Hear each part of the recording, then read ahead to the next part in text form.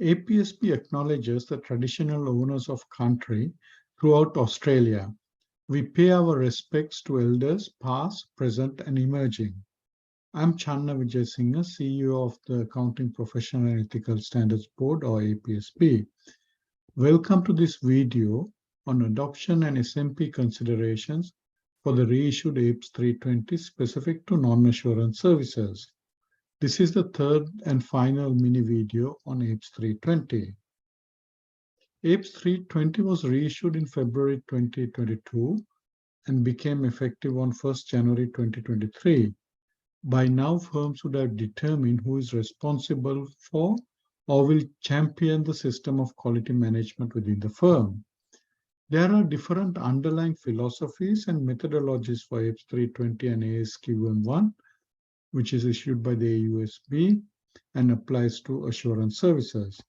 Hybrid firms providing non-assurance and assurance services need to determine whether the same or different people from the firm will be responsible for the systems under each standard. Also, hybrid firms need to determine which services and/or parts of the firm are subject to APES 320 or ASQM1. The person responsible for the system of quality management should review existing policies and procedures and use APESB's mapping table to consider the required changes, including 1. Amendments to terminology and the elements, 2. Consideration of no-claw obligations, 3. Engagement partners having the capacity to be sufficiently and appropriately involved, and 4.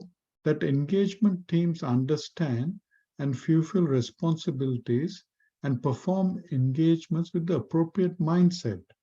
And 5 to 7 is to ensure policies and procedures incorporate high-risk engagements, receiving and investigating complaints, and remedial actions. Changes to policies and procedures about the assignment of operational responsibility may be unnecessary for small firms where one person is responsible for the system. Firms now need to establish policies and procedures to ensure firm obtains, generates, and uses information about the system of quality management and communicates this on a timely basis. Finally, firms should also assess the resources they use and the guidance in the standard to determine if policies and procedures need to be established over appropriate technological or intellectual resources or service providers. APESB considered the impact on small to medium practices or SMPs when developing the reissued standard consistent with the board's strategic focus.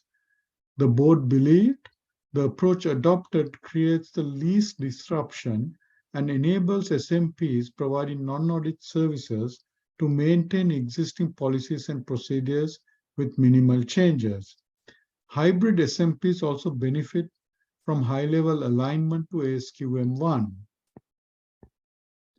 The reissued APES 320 incorporates scalability for SMPs in 8 ways.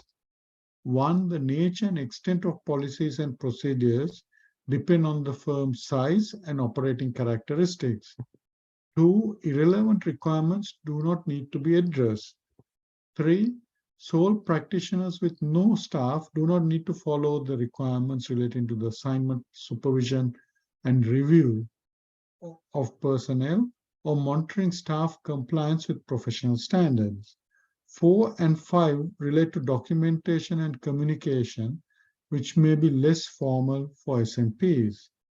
Size, circumstances, nature, and complexity of engagements influence resources use and the related policies and procedures. 7. Smaller firms may use less formal methods for staff evaluation processes, and 8. Smaller firms with direct leadership involvement may not need rigorous policies and procedures to communicate information.